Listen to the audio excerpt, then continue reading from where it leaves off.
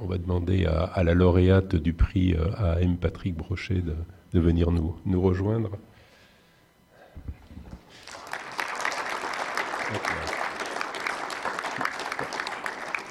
Clarisse, tu as mis ta présentation ? Oui, non. D'accord, très bien.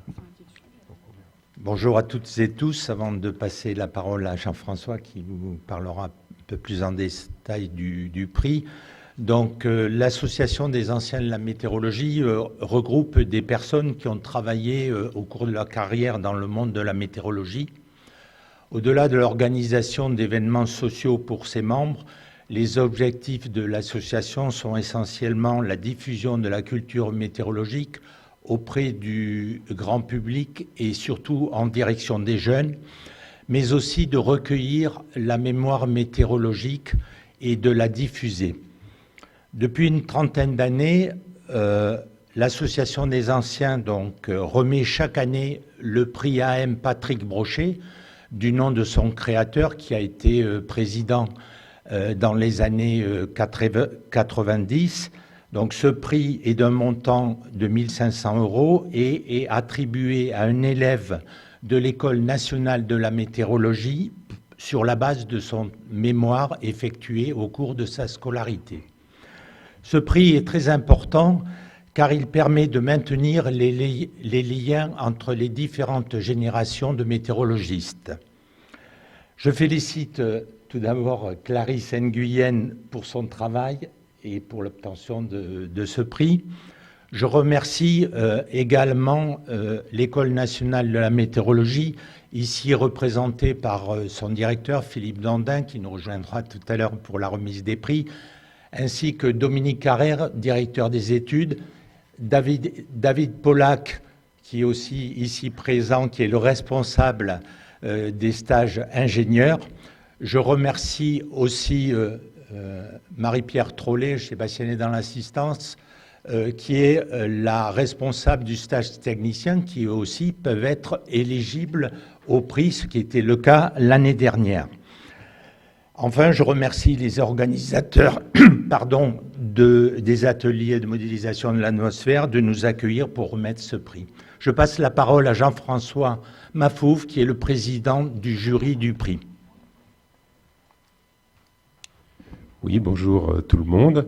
Donc moi, je vais vous donner quelques éléments de contexte concernant cette remise du prix.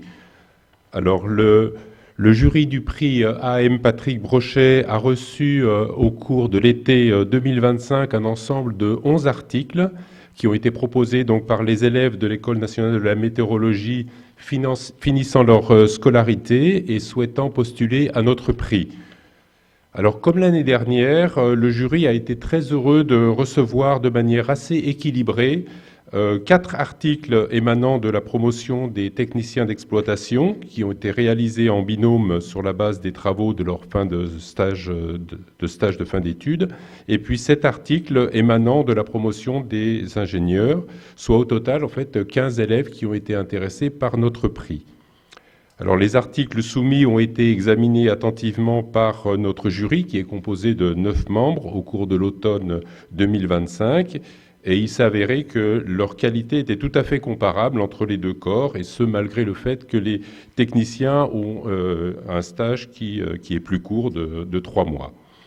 Alors, le jury a noté avec satisfaction l'effort de vulgarisation qui a été réalisé cette année par les élèves ingénieurs pour permettre une meilleure compréhension de leurs travaux par des non-spécialistes du sujet traité, parce qu'en effet, les articles, enfin l'article du lauréat ou de la lauréate est publié dans notre revue Arc-en-Ciel de notre association et donc est dédié à des gens qui connaissent la météorologie mais qui ne sont pas nécessairement spécialistes du sujet.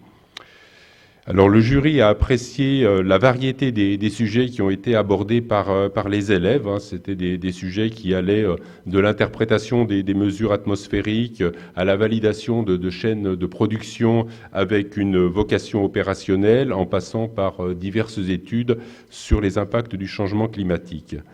Alors, parmi l'ensemble des travaux proposés, c'est celui de Clarisse Nguyen, donc qui était élève ingénieur, qui a retenu l'attention du plus grand nombre de membres du jury. Alors ce travail, elle va nous le présenter plus en détail, concerne le suivi de l'état du manteau neigeux et notamment de la fonte de la neige au moyen de radars embarqués sur satellite, avec une validation tout à fait convaincante de l'interprétation du signal radar au moyen d'observations in situ. Alors le jury a trouvé que le sujet était très intéressant et également important dans le cadre du changement climatique, et il a considéré que l'article proposé était très bien rédigé et très bien vulgarisé à l'aide d'illustrations pertinentes. Avant la remise du prix, donc, nous laissons la parole à Clarisse pour nous résumer l'étude qu'elle a menée au Centre d'études de la neige de Grenoble sous la direction de Fatima Carbou et Isabelle Goutevin.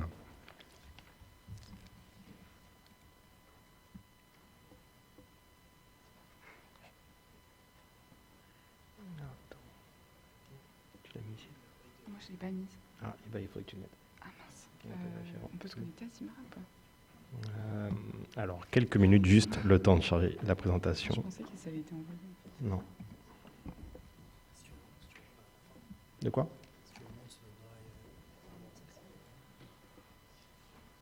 Sur un. Non, je pense pas. Tu l'as pas déposé sur Nextcloud? Non, on n'a pas Non. demandé. Ah, ok. Ok. Et ben,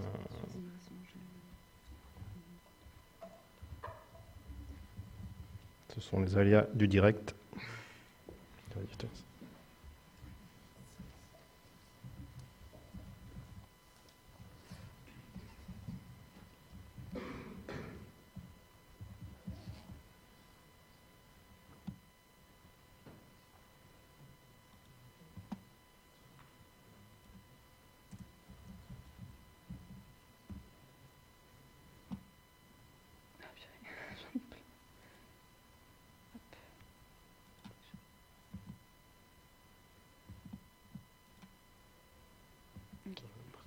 Tu fais contrôle L et ça va être bon. Contrôle L.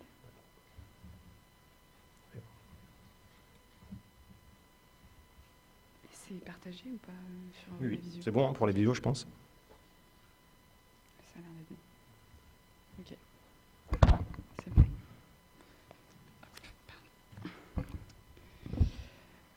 Donc du coup, merci à tous qui ont participé pour ce prix et pour remettre le prix.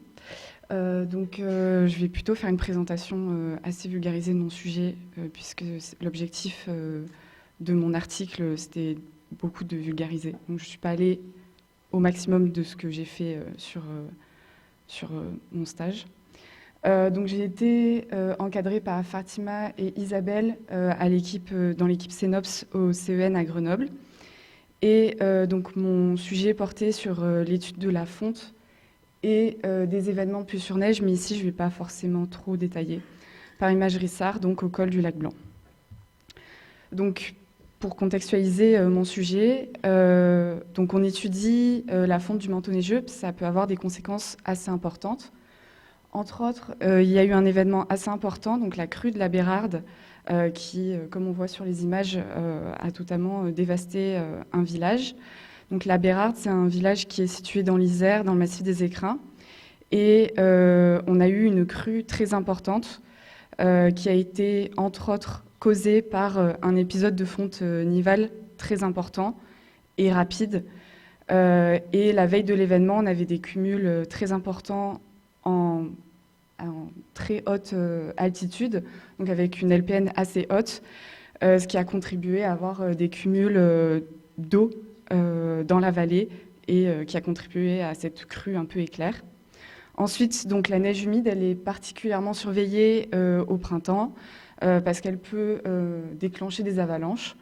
Et enfin, donc, les événements de pluie sur neige, il y a beaucoup d'études qui ont été faites plutôt dans les territoires arctiques et antarctiques. Mais ces événements, c'est montré qu'ils vont avoir des conséquences sur les écosystèmes et du coup sur les humains qui dépendent de ces écosystèmes. Donc concernant mes données, donc j'ai utilisé le SAR, mais d'abord je vais expliquer qu'est-ce que c'est le SAR.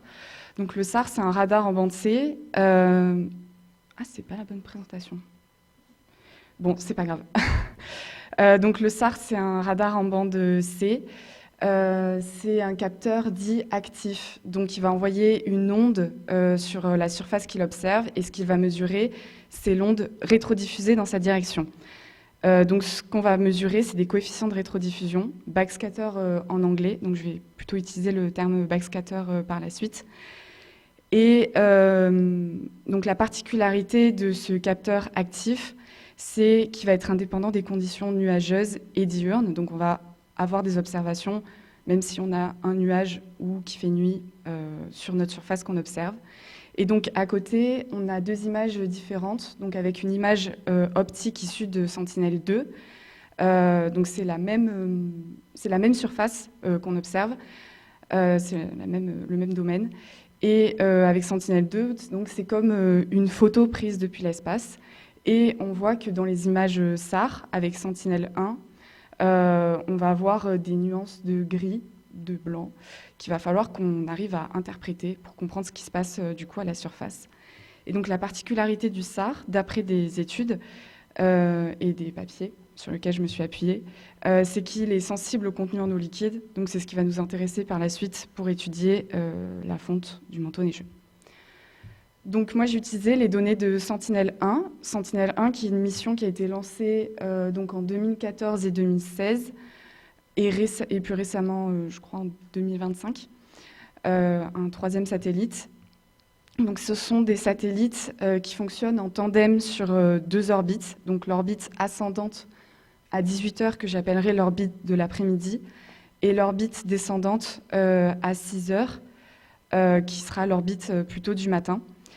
Donc sur ma zone qui est centrée donc, autour du col du lac Blanc dans les Alpes, j'ai un temps de revisite de 6 jours qui est passé à 12 jours sur 2 années parce que j'avais un satellite qui était hors service et j'ai une résolution de 20 mètres. Et donc j'ai 9 années hydrologiques à ma disposition et donc j'utilise les années hydrologiques donc, de août à août puisque c'est plus simple pour observer l'évolution du manteau neigeux sur une année. Et donc, ce que je vais avoir, c'est deux coefficients de rétrodiffusion dans deux polarisations, VV et VH. Donc, certaines études montrent qu'il y a des différences de sensibilité au contenu en eau liquide entre VV et VH, mais ce n'est pas forcément quelque chose que j'ai poussé dans mon stage. Voilà. Donc, nous, on s'est posé la question de quelle interprétation on pouvait faire des signaux physiques. Quelle interprétation physique on pouvait faire des signaux SAR en fonction de l'état du manteau neigeux. Et on a voulu s'intéresser particulièrement aux phases de fonte et j'ai aussi étudié les événements pluie sur neige. Voilà. Et donc, on avait besoin d'avoir des observations in situ pour comprendre et caractériser l'état du manteau neigeux au moment là où on regardait nos signaux SAR. Voilà. Donc, c'est pour ça que j'ai comparé avec des observations in situ. Et donc, on s'est placé sur le site du col du lac Blanc, donc, qui est un site qui est situé à 2700 mètres d'altitude, dans le massif des Grandes Rousses, non loin de la station de l'Alpe d'Huez. Voilà, vous avez peut-être pu le voir si vous avez skié là-bas. Et donc, on a beaucoup d'instruments sur ce site. Je n'ai pas tout utilisé. Mais donc, dans le cadre de mon étude, j'ai utilisé les deux stations Pseudonivoz, Lac Blanc et Musel, qui me donnent accès à des données de température de l'air, de hauteur de neige que j'ai pas mal utilisées. Et la particularité de ces deux stations, c'est que la Lac Blanc, elle est plutôt située dans une zone d'accumulation, donc je vais avoir des hauteurs de neige un peu plus importantes, et la Musel plutôt dans une zone d'érosion. Donc ça va me donner une idée aussi de la variabilité spatiale de mon manteau neigeux sur la zone du col du lac Blanc. Ensuite, donc, j'ai utilisé les données du pluviomètre. C'est un pluviomètre qui est un peu plus adapté, il est réchauffé, donc il est un peu plus adapté à l'environnement de montagne.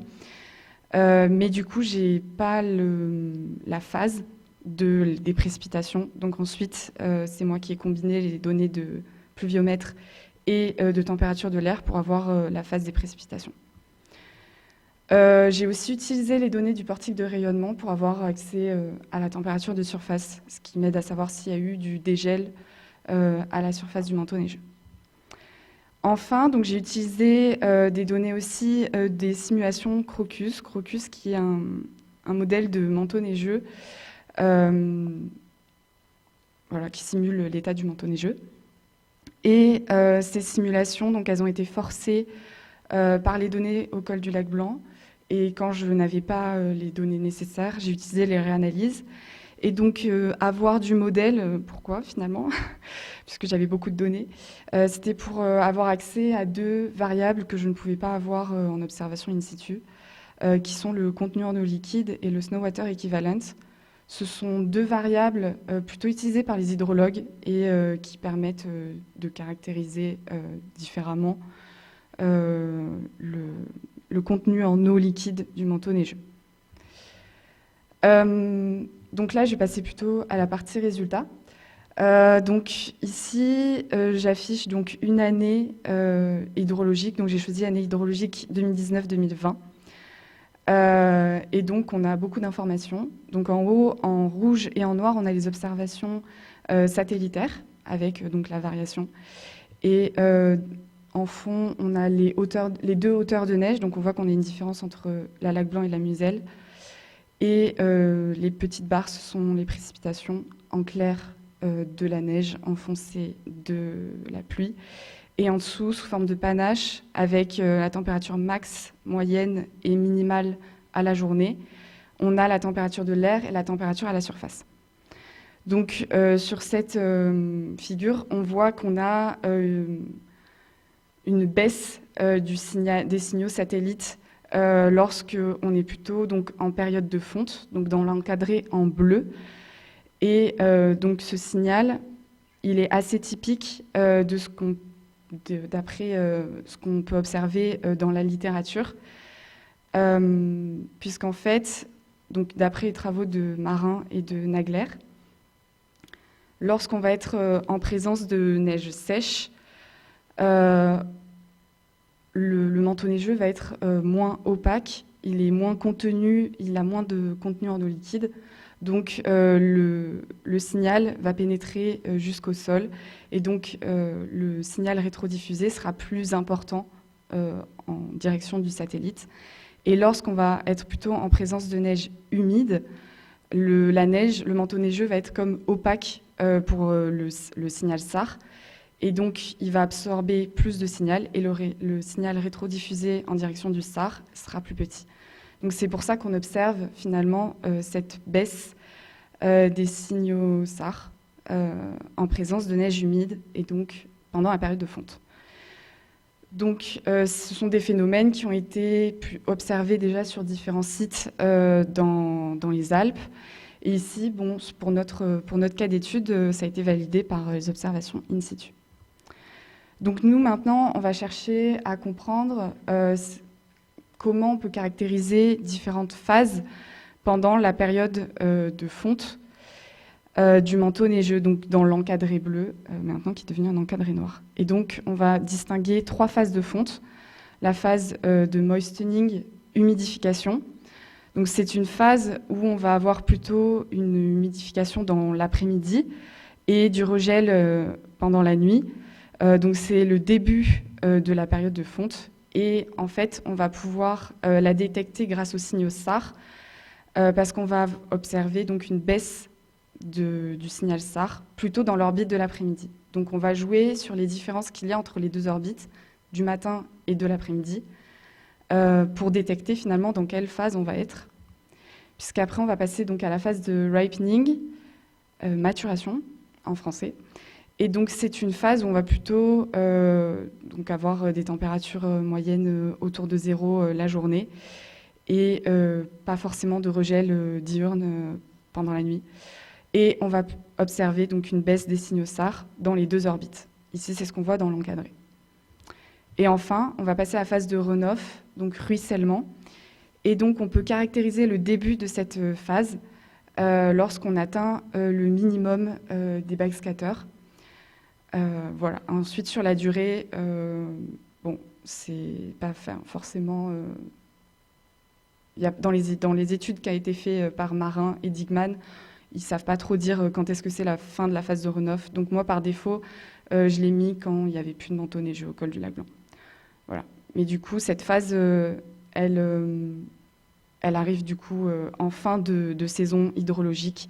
Et c'est lorsque le manteau neigeux, il peut plus du tout contenir d'eau liquide. Voilà. Donc sur un schéma, un grand schéma, donc on a montré qu'on pouvait caractériser dans une période de fonte qu'on a 3 phases dans cette période, la phase de moistening, ripening et runoff. Et donc on peut automatiser la détection de ces phases de fonte grâce à des algorithmes qui ont été donc développés par Marin et Digman. Marin qui plutôt travaille avec le satellite, avec le SAR, et Digman plutôt donc un hydrologue et qui a plutôt fait un algorithme qui s'appuie sur des seuils avec les valeurs modèles. Donc c'est pour ça qu'on a des détections avec le modèle, avec Rocus, parce qu'on voulait comparer au modèle aussi. Et donc ce qu'on peut voir, c'est qu'on a plutôt une bonne détection avec ces algorithmes qu'on paramètre donc avec un seuil et qu'on va paramétrer aussi par rapport à une référence dite sèche. Donc c'est une valeur moyenne qu'on calcule pendant le début de l'hiver, donc en présence de neige sèche plutôt. Voilà. Et donc on voit que ça marche plutôt bien sur la fin de la saison. Et qu'on a même des détections de neige humide en début de saison hydrologique. Donc ça, c'est plutôt étonnant. En tout cas, ça n'avait pas tellement été investigué dans les papiers sur lesquels je me suis appuyée. Et en fait, quand on regarde d'un peu plus près les données in situ, on se rend compte que finalement, c'est plutôt logique, puisqu'à ces moments-là, on avait aussi des baisses assez importantes dans le SAR. Et c'était lors de périodes de petits coups de froid en début d'hiver, où on avait plutôt un sol chaud et on a eu quelques épisodes neigeux, mais finalement qui ont très vite fondu. Donc on avait de la présence de neige humide. Donc je ne vais pas trop m'attarder là-dessus, mais j'avais aussi exploité d'autres manières de voir la neige humide en calculant des corrélations d'une date avec le reste de la série temporelle. Et lorsqu'on avait des corrélations plutôt faibles, alors on avait plutôt de la neige humide. Et donc c'était une autre manière de détecter la neige humide. Donc je passe parce que c'est un peu... Voilà. Et pour la détection donc, des ROS, des événements de pluie sur neige, au col du Lac Blanc, c'était assez compliqué finalement d'étudier ce phénomène, puisqu'on avait une majorité d'événements qui étaient présents pendant le printemps. Et on ne peut pas vraiment savoir si la baisse du signal SAR, elle est due plutôt à l'événement de pluie sur neige ou uniquement à la fonte. Et comme j'avais 6 jours de temps de visite au col du Lac Blanc, vis-à-vis de l'impact qu'ont les événements pluie sur neige, c'est des événements qui ont des impacts assez courts, finalement, j'avais pas assez de données rapprochées pour étudier les événements de pluie sur neige, plus combiné au fait que c'était principalement en période de fonte. Ça rendait l'étude de cet événement pas forcément très facile. Et je n'ai pas pu avoir de conclusion sur ce phénomène. Donc pour conclure sur tous mes travaux pendant mon stage de PFE, donc je suis partie de schémas conceptuels de fonte, donc Digman, hydrologue plutôt, Marin qui fait du SAR et Beltramon, donc une méthode que j'ai pas du tout détaillée ici, pour détecter donc du coup les phases de fonte et la neige humide. J'ai pu vérifier que ces schémas conceptuels ils s'appliquaient sur le col du Lac Blanc et que ça a été vérifié par les observations in situ. Ensuite, j'ai investigué donc une autre méthode en calculant des corrélations croisées qui est plutôt prometteuse et qui ne mérite qu'à être un peu plus poussée. Et enfin, donc pour les événements de pluie sur neige, on en a déduit que c'était pas forcément un site très adapté pour cette étude et que peut-être un autre site moins en altitude pouvait être un petit peu mieux pour cette étude. Voilà. Merci pour votre attention.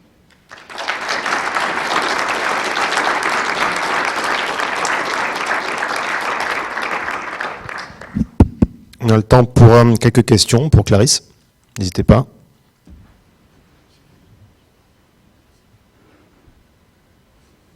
Ça a été Question.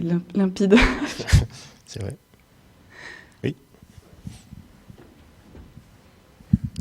Bonjour, merci pour cette présentation.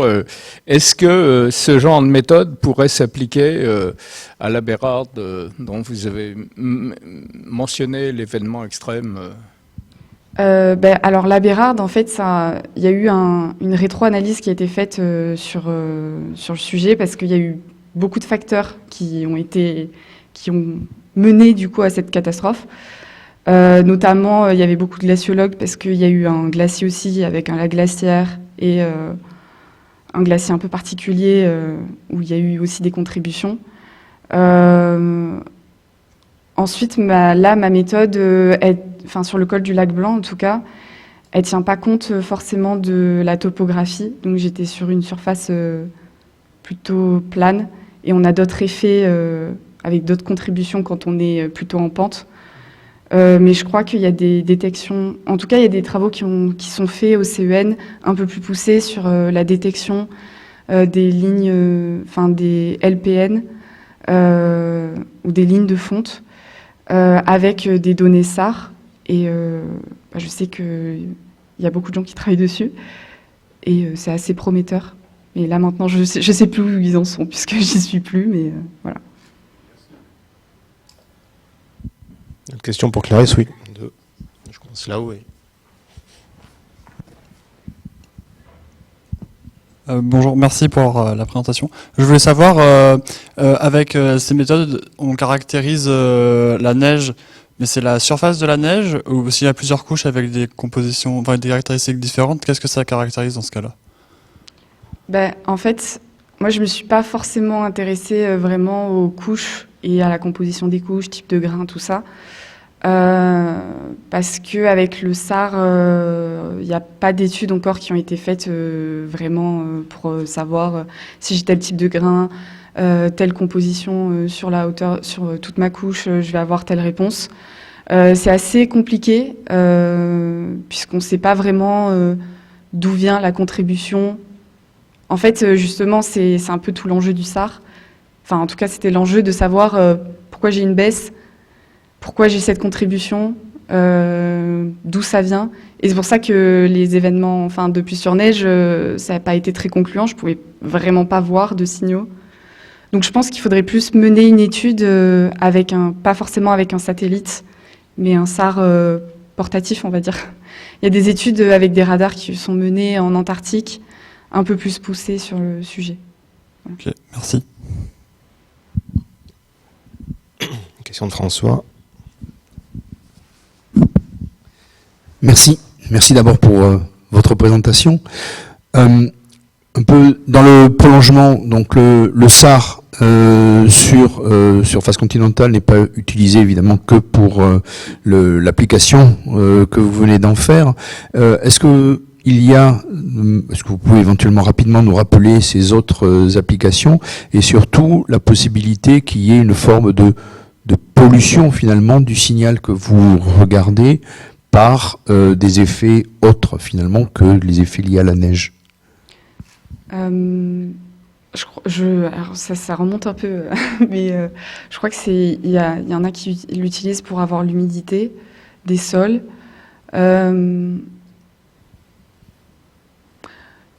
Moi, en fait, dans mon étude, on s'est un peu affranchi de toutes ces limites et de toutes ces pollutions, puisque justement, c'est pour ça qu'on a choisi autant en altitude, pour être sûr d'avoir vraiment un sol caillou un peu partout, et assez plat, parce qu'on ne voulait pas avoir ces problèmes de pente, d'ombre, tout ça.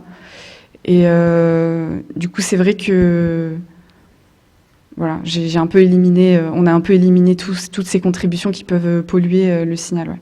Mais oui, la forêt, il y a plein de choses à l'échelle de tous les massifs. Oui, c'est un peu plus complexe pour déterminer.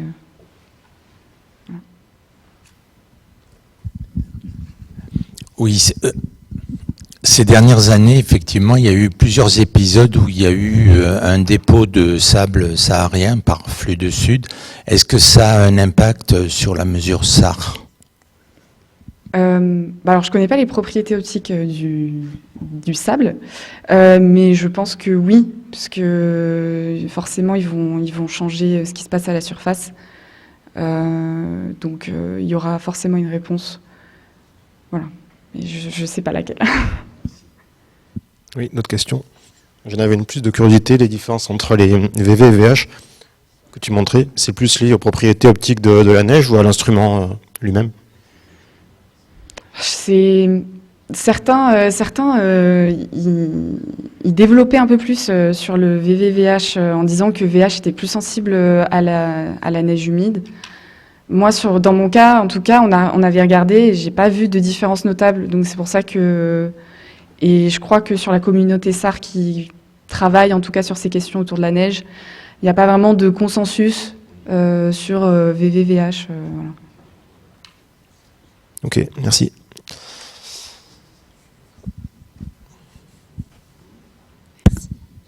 Oui, merci beaucoup, c'était super intéressant. Juste une question, vous parlez de neige sèche et de neige humide. Est-ce que vous pourriez rappeler la définition? Parce que je la connais pas. Alors, j'ai pas la définition exacte, mais neige humide, c'est juste, il y a le liquid water content qui va augmenter, enfin, il va y avoir plus, elle va contenir plus d'eau liquide. Et de la neige sèche, il y aura quasiment pas d'eau liquide.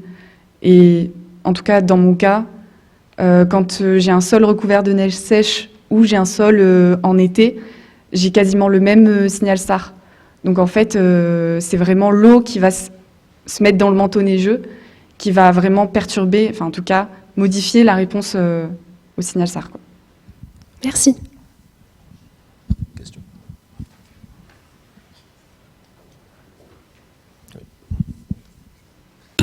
Donc, merci beaucoup pour cette présentation. Moi, j'avais une question par rapport au contenu en eau. Donc, tu as dit que le SAR était sensible au contenu en eau d'un manteau neigeux. Est-ce que c'est lié, est-ce qu'on peut mesurer des tendances plus longues de type l'évolution d'un glacier avec le SAR? Alors là, c'est encore la neige et le glacier, c'est deux choses différentes, mais je pense que oui. Je pense qu'il y a des gens qui font ça à Grenoble, parce qu'il y a beaucoup d'équipes qui font ça, mais après, ça n'a pas été trop ce que j'ai creusé. Donc, tu peux regarder à l'IGE, peut-être qu'ils font ça. Bon, merci à tous. On touche à la fin de la session. Je pense qu'on peut encore applaudir Clarisse.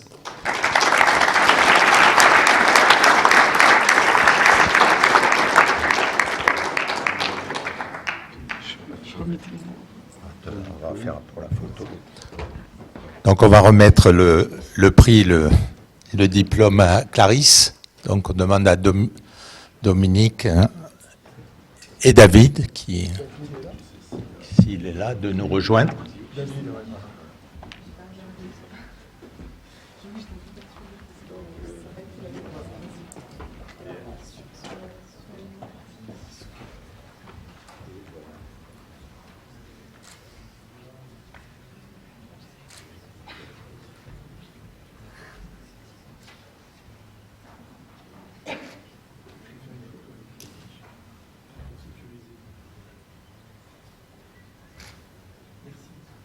Merci.